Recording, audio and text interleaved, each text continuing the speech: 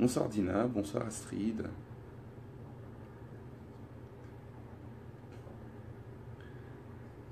Bonsoir à vous tous. Je suis en train de partager la connexion, de partager le live. Une fois de plus, on se connecte. Bonsoir. Post. Voilà. C'est fait.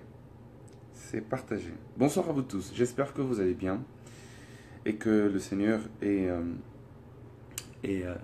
bien vivant dans vos vies.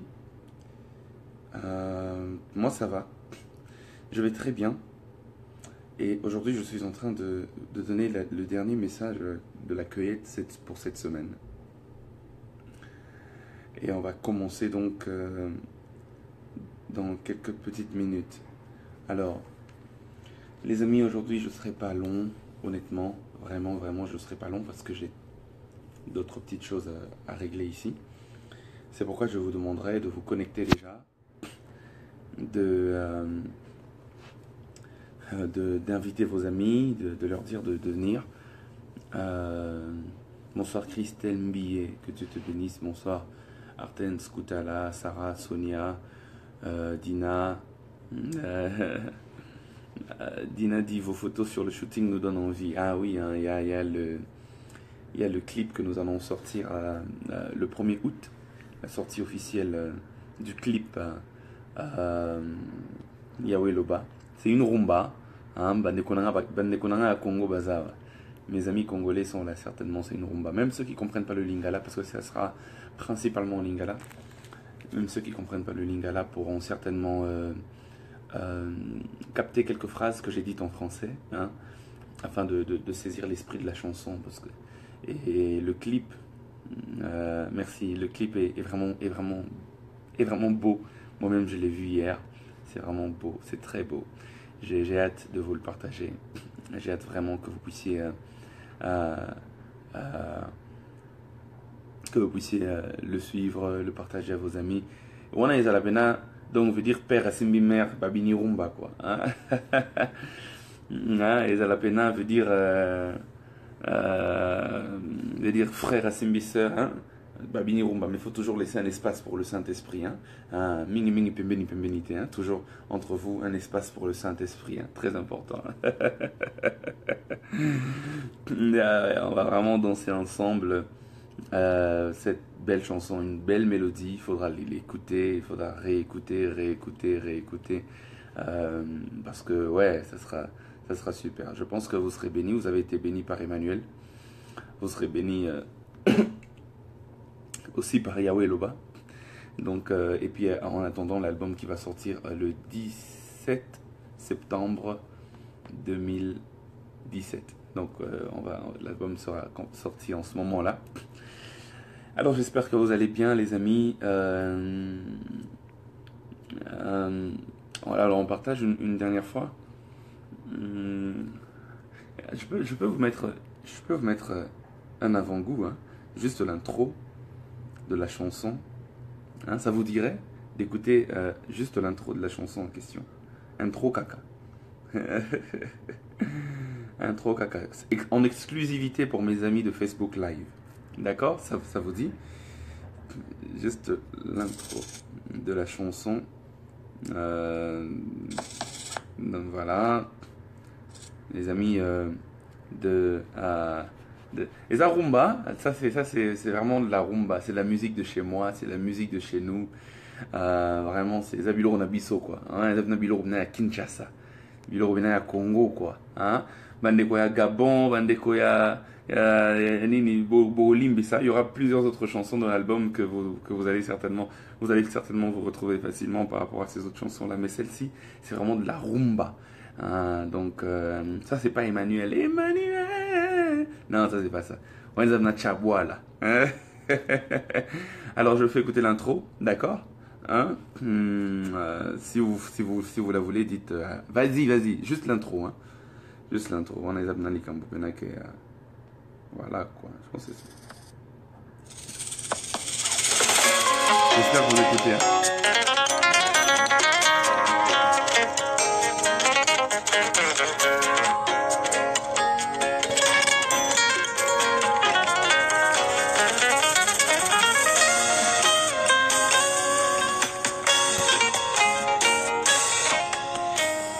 Bon, voilà, c'était juste, allez, une petite idée sur l'intro. Donc, ça sera en ligne déjà dans quelques jours. Ça sera sur YouTube dans quelques jours. On a Nabilo, on a Bisso, quoi. Ciao, voilà. Vraiment, c'est un peu ça. Alors, aujourd'hui, nous allons aller euh, nous allons aller avec notre, oui, Sissi, just that. I'm sorry, Sissi, hope. Just that. It was just a little bit of something, and you're gonna listen to more in less than a week, actually, August the 1st. Alors, les amis, avant de prêcher, j'ai quelques petites communications pour vous. La première, c'est que le 1er août, comme je disais, il y aura la sortie du clip Yahweh Loba. Le 17 septembre, il y aura la sortie officielle de l'album. Ça sera sur YouTube. Qu'est-ce que je dis? Ça sera sur iTunes, Spotify, Amazon et tout ce que vous voulez. L'album sera sorti. Et puis, il y aura aussi quoi il y aura aussi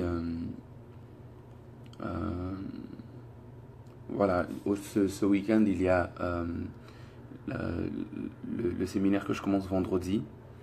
Ah, bonsoir pasteur Réma, ça fait plaisir de vous savoir en ligne. Bonsoir mon pasteur Réma Divin. Cet homme prophétise comme vous n'avez pas idée. En tout cas, une parole de connaissance extraordinaire.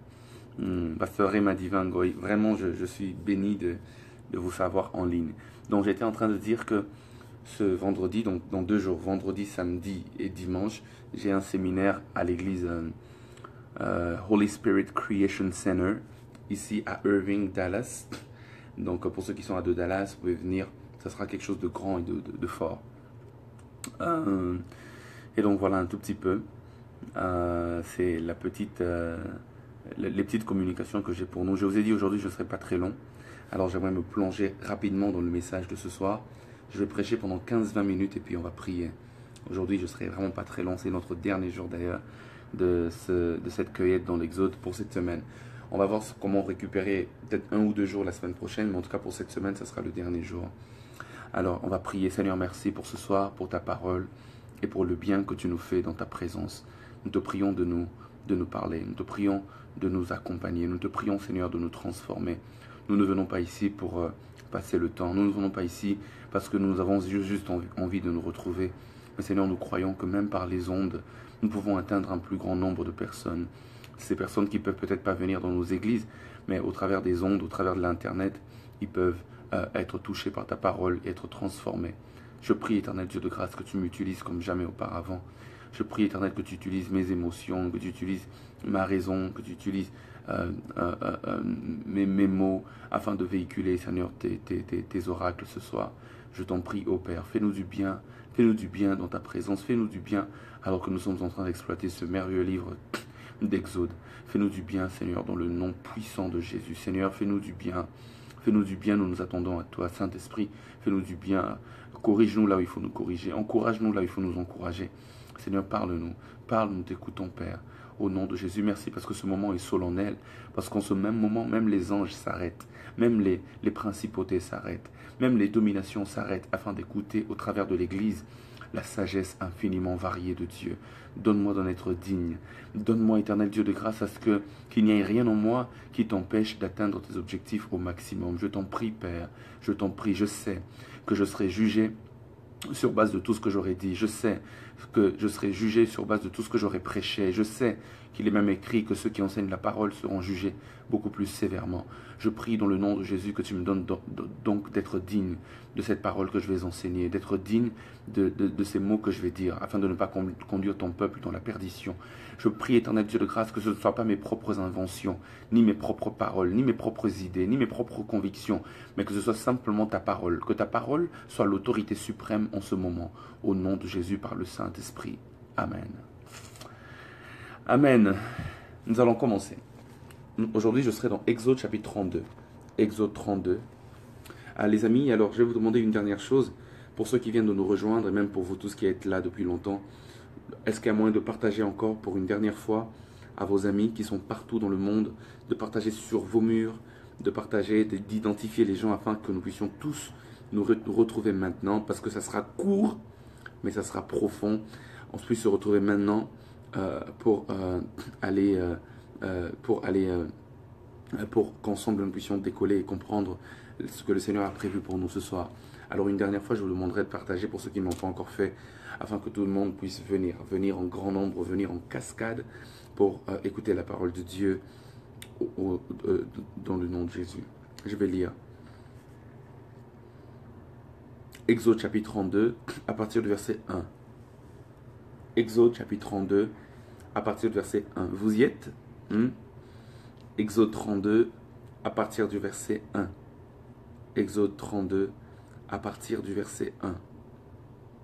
Exode chapitre 32 à partir du verset 1. Exode chapitre 32, vous y êtes, à partir du verset 1. Je vais lire au nom du Seigneur. Merci. La Bible déclare: le peuple vit que Moïse tardait à descendre de la montagne. Alors le peuple se rassembla autour d'Aaron et lui dit: fais-nous des dieux qui marchent devant nous, car ce Moïse, cet homme qui nous a fait monter d'Égypte, nous ne savons pas ce qui est advenu de lui. Aaron leur dit: enlevez les anneaux d'or qui sont aux oreilles de vos femmes, de vos fils et de vos filles, et apportez-les-moi. Tous les gens du peuple enlevèrent les anneaux d'or qui étaient à leurs oreilles et les apportèrent à Aaron. Celui-ci prit l'or de leurs mains, le façonna au burin et fit un torillon de métal fondu. Puis ils dirent: voici tes dieux Israël, ceux qui t'ont fait monter d'Égypte. Lorsque Aaron vit cela, il bâtit un autel devant le torillon et s'écria: demain, il y aura une fête pour le Seigneur. Le lendemain, ils se levèrent de bon matin. Ils offrirent des holocaustes et présentèrent des sacrifices de paix. Le peuple s'assit pour manger et pour boire. Puis ils se levèrent pour s'amuser. Le Seigneur dit à Moïse: va, descends, car ton peuple, celui que tu as fait monter d'Égypte, s'est perverti. Ils se sont bien vite écartés de la voie que je leur avais prescrite. Ils se sont fait un torillon de métal fondu. Ils se sont prosternés devant lui. Ils lui ont fait des sacrifices et ils ont dit: voici tes dieux, Israël, ceux qui t'ont fait monter d'Égypte. Le Seigneur dit à Moïse: je vois que ce peuple est un peuple rétif. Maintenant laisse-moi faire, je vais me mettre en colère contre eux. Je les exterminerai et je ferai de toi une grande nation. Amen. Telle est la parole sur laquelle nous allons nous entretenir ce soir. J'aimerais parler d'Aaron, parce que c'est Aaron qui avait fabriqué le veau d'or. J'aimerais m'appesantir un peu sur ce personnage et parler aussi de la réalité du veau d'or. Moïse, le peuple dit à Aaron: fais-nous des dieux qui marchent devant nous, car ce Moïse, cet homme qui nous a délivrés d'Égypte, nous ne savons pas ce qui est advenu de lui. Depuis qu'il était monté sur la montagne, il tarde à descendre. La Bible déclare: le peuple vit, au verset 1, le peuple vit que Moïse tardait à descendre de la montagne. Le peuple vit que Moïse tardait à descendre de la montagne. Alors il se rassembla autour d'Aaron et lui dit: fais-nous des dieux qui marchent devant nous. Car ce Moïse, cet homme qui nous a fait monter d'Égypte, nous ne savons pas ce qui est advenu de lui. Alléluia. Donc voilà, c'est un peu dans cela que nous sommes aujourd'hui. C'est là que nous serons. La première information qu'on a dans ce texte par rapport à Moïse, c'est qu'il était en train de tarder à descendre. Il avait pris tout son temps. Les amis, laissez-moi vous dire une chose avant d'aller plus loin. Un jour, c'est un témoignage que j'ai raconté dans une de mes prédications. Un jour, j'étais en train de prier, au fait. Je venais d'écouter un très beau message d'un ami qui prêchait sur le ciel. Lorsqu'il a fini de prêcher, je suis allé prier. Dans ma chambre, j'ai prié. J'ai dit à Dieu: Seigneur, je veux te voir. Et lorsque j'ai dit à Dieu: Seigneur, je veux te voir, j'ai j'ai senti comme si le sommeil est venu et tombé sur moi. C'était brusque. J'étais en train de prier, puis paf, je me suis endormi. C'est-à-dire, c'est pas que j'avais sommeil, non. J'avais même encore de l'énergie, c'est-à-dire que je pouvais encore tenir longtemps. Mais j'étais à genoux, oui, dans ma chambre. Je dis, Seigneur, je veux te voir, Seigneur, je veux te voir, Seigneur, je veux te voir, Seigneur, je veux te voir. Et paf, je m'endors. Alors que je m'endors, je reçois une vision. Est-ce que c'était dans mon corps ou en dehors de mon corps, je ne sais pas. Mais je reçois une vision claire dans laquelle je voyais mon esprit en train d'aller très loin vers les airs. Et le Seigneur était en train justement de revenir. Il revenait avec une grande armée de ses serviteurs. Plusieurs. Je pouvais reconnaître dans mon esprit, je pouvais reconnaître Paul, je pouvais reconnaître Pierre, je pouvais reconnaître certains généraux de Dieu qui sont morts il y a très très longtemps. Et je me suis demandé plus tard comment je pouvais reconnaître que ça c'était Paul et Pierre qui étaient autour du Seigneur. Je me suis dit, mais comment est-ce que Pierre, à la montagne de la transfiguration, pouvait dire, construisons 3 tentes pour Moïse, pour Élie et pour toi. Comment il savait que c'était Moïse? Comment il savait que celui-là c'était Élie, alors qu'il n'a pas vécu à l'époque de Moïse, alors qu'il n'a pas vécu à l'époque d'Élie? Je me suis rendu compte que sous une certaine atmosphère, Dieu nous fait part de sa connaissance éternelle, au fait. C'est comme si on connaît des choses qui nous dépassent, même des choses qui sont arrivées avant nous. C'est comme si on est dans une certaine atmosphère, dans un certain environnement de Dieu. On a comme la connaissance de Dieu lui-même.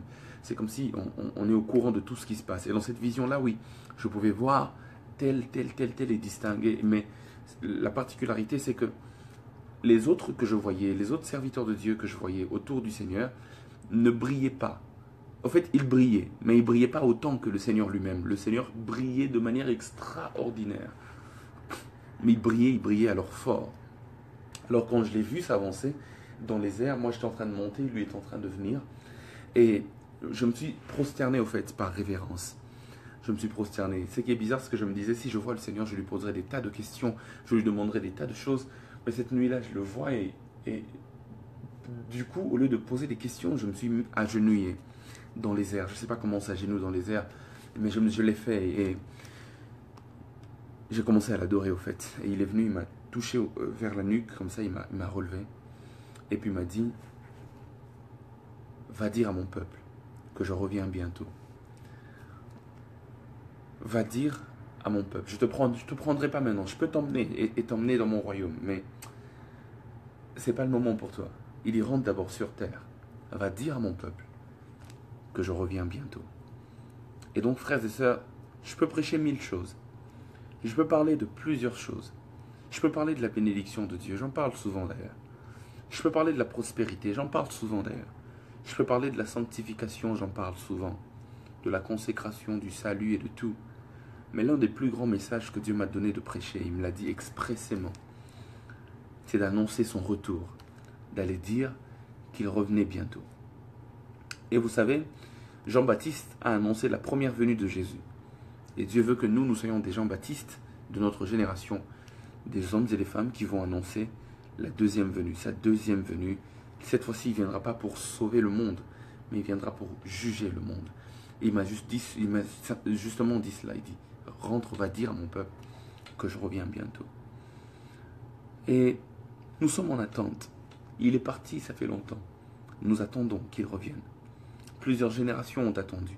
Nos pères, en commençant par les apôtres dans la Bible, ils espéraient le retour de Jésus. Les générations sont passées, on attend Jésus. Dans ce texte, on dit, le peuple vit que Moïse tardait à descendre de la montagne. Ils ont vu Moïse monter sur la montagne. Après, il a tellement traîné, il tardait à descendre. Et qu'est-ce qui s'est passé? Ils ont demandé à Aaron de leur faire un veau d'or. Fabrique-nous un veau d'or parce qu'il tarde. Au fait, si le veau d'or a été fabriqué, c'est parce que le peuple avait l'impression que Moïse tardait de descendre. Il dit, ce Moïse qui nous a fait sortir d'Égypte, il tarde de descendre. Fabrique-nous un veau d'or. De la même manière, frères et sœurs, Jésus nous a fait sortir du péché. Il nous a fait sortir du monde. Il nous a fait sortir de tout ce que vous voulez. Et maintenant, de foi. Parce qu'il tarde à descendre. On dit, ah, mais ce Jésus-là, qui soi-disant nous a sauvés, depuis qu'il était monté, on dit qu'il revient bientôt. Le bientôt là en question, il tarde à descendre.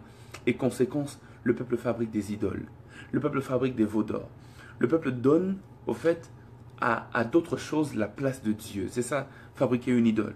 C'est-à-dire donner à quelqu'un ou à une chose la place de Dieu. Pour plusieurs, ça peut être l'argent leur idole, d'autres le succès, d'autres la popularité, d'autres un homme, une femme. Ils ont pris la place de Dieu dans leur cœur. Pourquoi? Parce que Jésus est en train de tarder pour venir. Le peuple fabrique des veaux d'or parce que Moïse tarde à descendre. Jésus, je t'ai monté depuis longtemps, mais descends, tu tardes à descendre. Et ce qui fait que plusieurs s'égarent. Plusieurs commencent à se perdre parce qu'ils disent que de toute façon, il tarde à descendre, de toute façon, il tarde à venir. Il tarde à venir. Il tarde à venir. Depuis qu'on a dit qu'il venait, il tarde à venir. Depuis qu'on a dit il venait, il tarde à venir. Fabriquons-nous de veaux d'or. Adorons d'autres dieux. Amusons-nous. La Bible déclare le peuple s'est levé pour s'amuser. Allons-y nous divertir. Faisons les choses telles que bon nous semble parce qu'il tarde à venir. Plusieurs iront en enfer parce qu'ils ont comme l'impression que le retour de Jésus c'est une utopie. Depuis qu'ils avaient dit qu'il revenait, jusqu'à aujourd'hui il ne revient pas toujours. Donc faisons autre chose. Allons adorer des idoles. Depuis qu'on avait dit qu'il revenait, jusqu'à aujourd'hui il ne revient pas toujours. C'est des farces ces choses. C'est des farces ces choses. C'est n'importe quoi ces choses. Jésus revient, c'est n'importe quoi ces choses. Amusons-nous, on ne vit qu'une seule fois, il faut en profiter. Il tarde à venir. Ce jour-là, Moïse tardait à venir. Et le peuple s'est corrompu parce que Moïse tardait à venir. Le jour où Jésus reviendra, plusieurs iront en enfer parce qu'ils ne sont pas prêts. La Bible déclare qu'il viendra comme un voleur, c'est-à-dire qu'il n'annoncera pas. La Bible déclare qu'il viendra comme un voleur, c'est-à-dire que lorsqu'un voleur vient voler quelque part, il ne vole jamais toute une maison. Lorsqu'il vient dans une maison pour voler, il ne va jamais emporter toute la maison. Il va prendre quelque chose de précieux et il va partir avec. De la même manière, quand Jésus viendra, il ne va pas prendre tout ce qu'il y a dans le monde, ni tous ceux qui remplissent le monde. Mais il prendra ceux qui lui sont précieux et c'est avec eux qu'il partira. Il tarde à venir. Il tarde à venir. Mais son retour est certain. Tous les signes le montrent. Tout le prouve. Jésus revient. Mais j'aimerais parler à Aaron ce soir. Et je vais clôturer par là, j'avais promis que je ne serais pas long. J'aimerais dire une dernière chose et puis on va prier. Et que le Saint-Esprit fasse son travail dans nos cœurs. La Bible dit qu'une des manières pour savoir si quelqu'un attend le retour de Jésus, c'est de regarder comment il se comporte. Regarder sa vie de sanctification. La manière dont une personne se sanctifie nous prouve si cette personne croit au fait que Jésus reviendra ou pas. Ceux qui disent que c'est une farce, il revient, c'est pas maintenant qu'il reviendra, ils vivent n'importe comment. Mais ceux qui pensent que ça peut venir n'importe quand, ça peut être maintenant même alors qu'on est en train de parler, ils se sanctifient, ils craignent Dieu, ils vivent selon Dieu. Parce qu'il dit, il faut que je sois prêt. Or, parce que je ne connais ni le jour ni l'heure, il faut que je sois prêt, il faut que je sois prêt, il faut que je sois prêt, il faut que je sois prêt. Ta vie de sanctification me montre si tu as l'espérance du retour de Christ. La manière dont tu vis me prouve si tu espères un jour que Jésus reviendra. Parce qu'il peut te trouver en plein acte sexuel. Écoute, il peut te trouver en pleine impudicité. Iras-tu au ciel? Il peut te trouver en plein vol. Iras-tu au ciel? Il peut te trouver en train d'insulter. Iras-tu au ciel? Vous voyez ça? C'est pourquoi la manière dont tu te sanctifies me montre si tu attends le retour de Jésus ou pas. Aaron. Le peuple est venu vers Aaron. Aaron, un leader du peuple. Mais parce que le Seigneur tarde à venir, Aaron est celui qui a commencé à détourner le peuple. Aaron a voulu répondre aux exigences du peuple. Ce qui est triste, c'est de voir que certains hommes de Dieu aujourd'hui, au lieu de s'en tenir au Seigneur et à sa promesse, certains hommes de Dieu aujourd'hui, c'est même eux qui conduisent le peuple vers la perdition, un peu comme Aaron qui a conduit le peuple vers le mal, qui a conduit le peuple vers la perdition. Il a subi la pression du peuple. Laodicée veut dire la dictature du peuple. C'est le peuple qui commence à dire aux hommes de Dieu qu'est-ce qu'ils doivent entendre. Il dit que, la Bible dit au dernier temps, il se lèvera une foule de prédicateurs qui auront la démangeaison. Le peuple aura la démangeaison d'entendre de bonnes choses. Non, non, il prêche seulement sur des choses bizarres. Il prêche seulement sur la crainte de Dieu. Quand est-ce qu'il nous dira que Dieu veut aussi nous bénir et tout? Oui, il faut être équilibré, c'est vrai. Mais Aaron, il est important que tu restes connecté à Dieu, à celui qui est en train de revenir. Il est important que tu puisses toujours animer le peuple de l'espérance du retour de Jésus. Mais Aaron, aujourd'hui, c'est toi qui construis le veau d'or. C'est toi qui pousses le peuple vers le mal. Le peuple se choisit lui-même ce qu'il veut. Et toi, tu exécutes cela. Combien d'hommes de Dieu aujourd'hui ne prêchent que ce que le peuple veut entendre? Combien d'hommes de Dieu aujourd'hui ne disent que ce que le monde veut entendre? Combien d'hommes de Dieu aujourd'hui ne prêchent même plus sur Jésus? Ils ont même honte de citer le nom de Jésus. Ils disent tout le temps Dieu, Dieu, Dieu. Ils peuvent même plus dire Jésus parce qu'ils savent que c'est le nom de Jésus seul qui sauve. Ils sont de plus en plus corrompus. Combien d'hommes de Dieu aujourd'hui sont de plus en plus des hommes et des femmes qui détournent le peuple et qui les emmènent vers le mal? Il est important que Aaron, serviteur de Dieu, il est important que toi, Aaron, serviteur de Dieu, tu puisses rester connecté à la source, rester connecté à Dieu, rester connecté. Je suis en train de parler à quelqu'un que Dieu va élever.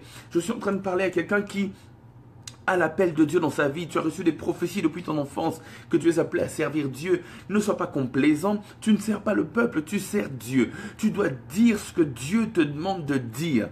Tu dois arrêter de vouloir plaire au peuple. Aaron, c'est triste lorsque c'est toi qui construis le veau d'or qui égare le peuple. C'est triste lorsque ça vient du sanctuaire, lorsque ça vient du sacrificateur. C'est triste, Aaron. Et ce qui est drôle encore, frères et sœurs, c'est que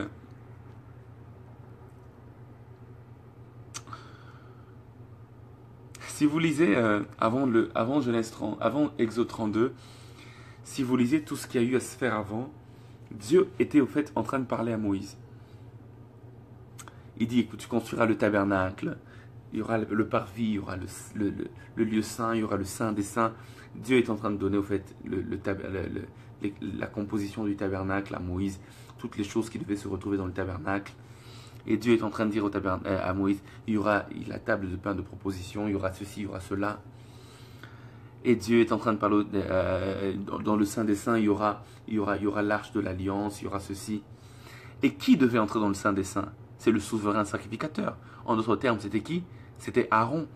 En fait, ce tabernacle n'était pas construit pour Moïse.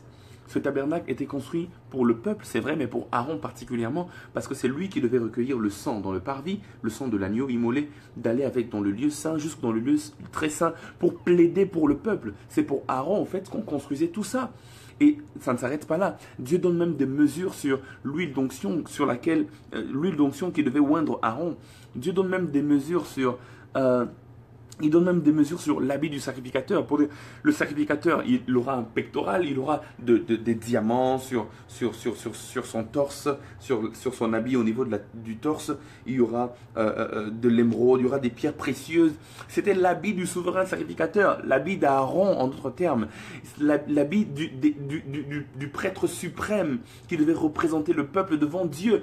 Et c'était de l'or, il devait y être de l'émeraude et beaucoup de matières précieuses. On dirait il y aura la dimension de son habit sera ceci, il y aura le caleçon du sacrificateur, il y aura, on donnait tous les détails possibles sur les choses qu'Aaron devait porter pour aller représenter le peuple dans le Saint des Saints. Vous rendez compte? Alors que dans la montagne, Dieu est en train de faire un projet pour Aaron. Il veut dire son habit sera comme ça, le tabernacle sera comme ça, le Saint des Saints, Aaron lui-même, Aaron seul pourra aller jusque dans le Saint des Saints, lui seul. Et Moïse est en train de recevoir l'instruction. Il dit, ah ça c'est pour mon frère Aaron, ah ça c'est pour Aaron, ah ça c'est pour Aaron, ah quel projet merveilleux pour Aaron. Voilà le tabernacle, il va entrer dans le tabernacle, ça c'est pour Aaron. Quel projet fantastique pour Aaron. Dieu est en train de donner des mesures pour la mission d'Aaron. Mais Aaron, lui, au bas de la montagne, il est en train de fabriquer le veau d'or pour détourner le peuple. C'est bizarre, frères et sœurs. Si seulement nous savions ce que Dieu est en train de planifier pour nous sur la montagne,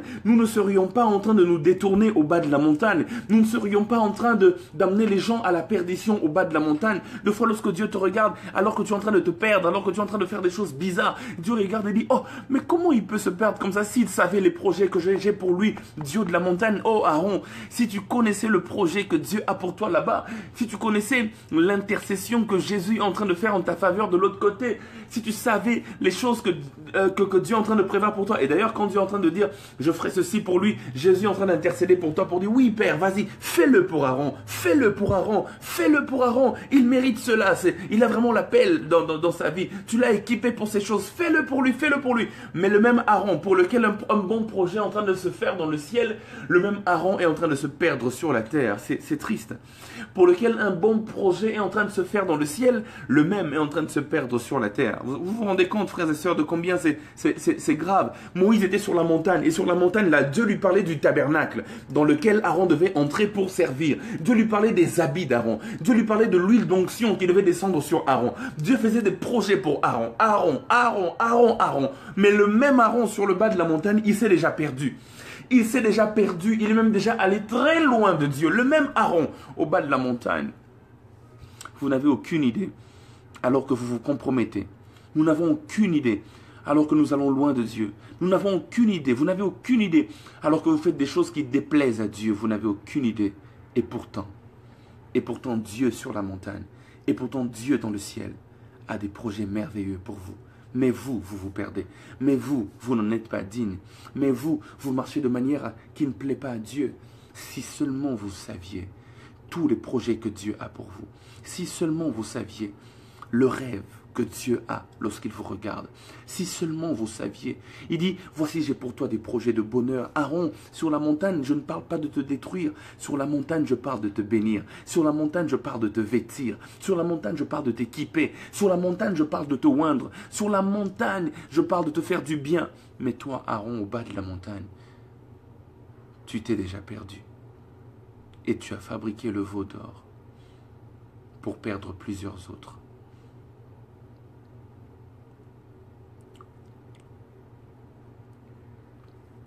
Quel décalage il y a entre ce que Dieu a prévu pour toi, homme de Dieu, et ce que toi tu fais au bas de la montagne. Quel décalage il y a entre ce que Dieu veut faire et ce que toi tu fais. Quel décalage il y a entre le projet de Dieu et tes actions sur terre. Quel décalage il y a. Aaron, tout le monde peut fabriquer ce veau d'or, mais pas toi. Parce que le projet que Dieu fait pour toi, c'est tellement grand. Comment tu peux ne pas en être conscient? Comment tu peux te perdre ainsi? Et à cause de sa désobéissance, l'accomplissement du plan de Dieu pour lui avait été retardé. Parce que lorsque Moïse est descendu, il a brisé l'étape de l'alliance. Il était tellement fâché, il a tout brisé. Et puis il est encore rentré sur la montagne. Ça avait été décalé à cause de sa désobéissance. Est-ce que tu sais, Aaron, que le bon projet que Dieu a pour toi, à chaque fois que tu te compromets sur terre, Dieu n'annule pas le projet, c'est vrai. Mais ça se décale. Ça se décale. Ça se décale. Tu risques de mourir sans voir l'accomplissement. Aaron. Ce soir, je n'ai pas grand-chose à dire, les amis. Je ne sais même plus, j'ai même plus grand-chose à ajouter. Ce soir, il s'agit que tu rentres en toi-même et que tu parles sincèrement à Dieu.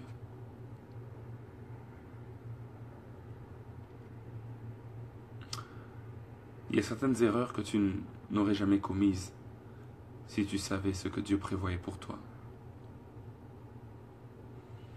Il y a certaines personnes que tu n'aurais jamais fréquentées si tu savais ce que Dieu prévoyait pour toi. Qu'est-ce qui a pris la place de Dieu dans ton cœur? Le succès, la popularité? Peut-être. Le travail de Dieu? Même le travail de Dieu peut prendre la place de Dieu dans ton cœur. Tu es tellement occupé, prédicateur, à prêcher, tellement occupé à chercher de nouvelles révélations, tellement occupé à chercher de nouvelles théorie, tellement occupé à aller prêcher la parole de Dieu que tu n'as même plus le temps pour Dieu. Tu n'as même plus le temps pour prier. Tu ouvres ta Bible seulement quand il te faut prêcher. Qu'est-ce qui a pris la place de Dieu? Un jour, Jésus m'a dit, Lord, aime-moi plus que tu n'aimes le ministère que je t'ai donné. Qu'est-ce qui a pris la place de Dieu dans ton cœur? À quoi es-tu occupé, Aaron? À ce que Dieu peut donner? Au mariage, au succès? À quoi es-tu occupé? Qu'est-ce qui a pris la place de Dieu? Le nombre de likes sur Facebook? Le nombre de partages? Le nombre de followers? Le nombre d'abonnés sur ta page? Qu'est-ce qui a pris la place de Dieu dans ton cœur, homme de Dieu? L'argent? Qu'est-ce qui a pris la place de Dieu dans ton cœur, Aaron? C'est quoi l'idole que tu fabriques? La Bible déclare que cette idole, c'était le veau d'or, un veau en or. Le veau, c'est l'image de l'esclavage, du service. Cet animal était utilisé pour service, pour l'esclavage. À chaque fois que quelque chose d'autre prend la place de Dieu dans ton cœur, tu te rends esclave de cette chose. Qu'est-ce qui a pris la place de Dieu dans ton cœur? Les amis, Dieu forme pour nous des projets de bonheur. Là au ciel. Et pendant que nous sommes sur terre, ne soyons pas distraits. Ne nous compromettons pas. Parce que ce que Dieu forme pour nous comme projet, c'est extraordinaire. Aaron, si tu savais qu'il y avait tout un projet de tabernacle pour toi, si tu savais qu'il y avait même des habits qu'on est en train de dresser pour toi, si tu savais tout ça, certainement tu n'aurais pas fabriqué le veau d'or. Mais aujourd'hui, Dieu nous rappelle à l'ordre. Il te dit, reviens sur le chemin. On va prier ensemble. Je prie pour moi-même, pour tes serviteurs, pour tes servantes, pour tes enfants. Aide-nous, Seigneur, à être dignes de toi, dignes de ta parole. Donne-nous à être patients, à ne pas fabriquer le veau d'or, pendant que nous t'attendons, parce que nous savons que tu reviens. Seigneur, ce message, c'est certainement le message le plus important et le plus vrai que j'ai prêché toute ma vie. Donne-moi d'être digne de toi, maintenant et à jamais. Donne-moi de te servir avec efficacité et donne-moi de ne jamais me servir de toi. Je place tout entre tes mains. Bénis ceux qui écoutent ce message en direct et ceux qui l'écouteront en rediffusion. Pardonne-nous à chaque fois que nous nous sommes égarés, ici sur terre, alors que toi tu as des projets de bonheur pour nous dans le ciel. Aide-nous, Père, à te faire confiance. Seigneur, je prie que quelqu'un prenne une décision aujourd'hui, pas une décision émotionnelle, pas une décision émotive, mais une décision qui va demeurer, qui va durer avec le temps. Je t'en prie, Seigneur, au nom de Jésus. Amen. Les amis, que Dieu vous bénisse. Pour aujourd'hui, c'est fini. Je n'ai pas beaucoup à vous dire aujourd'hui. Je n'ai pas envie de forcer parce que je sens que le Saint-Esprit a arrêté de parler. Donc, je m'arrête aussi de parler. Parce que c'est lui qui met les paroles de ma bouche. Donc, je n'ai pas envie de forcer et dire des choses qui viendront de ma propre tête. Que le Seigneur vous bénisse et qu'il vous aide à rester fidèle à lui. Qu'il nous aide tous. Une communication, parce que demain, il y aura une pause. Si jamais il y aura un live demain, je vous donnerai le communiqué le matin sur Facebook. Donc restez connectés sur ma page afin de ne rien rater. Vendredi, je commence le séminaire sur la marque de distinction. Connectez-vous, abonnez-vous. Vous aurez le programme sur Facebook toujours, afin que vous ne puissiez rien rater. Que Dieu vous bénisse aujourd'hui.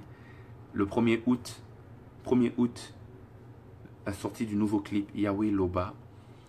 La rumba congolaise, Yahweh Loba, 1er août sur YouTube. Je peux compter sur vous pour partager, n'est-ce pas? Afin que plusieurs soient bénis par cette chanson, cette mélodie qui parle de la parole de Dieu. Qui parle qu'on veut entendre Dieu. Seigneur, parle parce que ton serviteur écoute. Yahweh Loba, Nganayoka. Donc c'est de ça qu'on va parler. Je peux compter sur vous, n'est-ce pas? Allez, que Dieu vous bénisse. Merci infiniment. Et on se dit à la prochaine. D'accord? Cueillette dans l'Exode. Bye bye. Bye.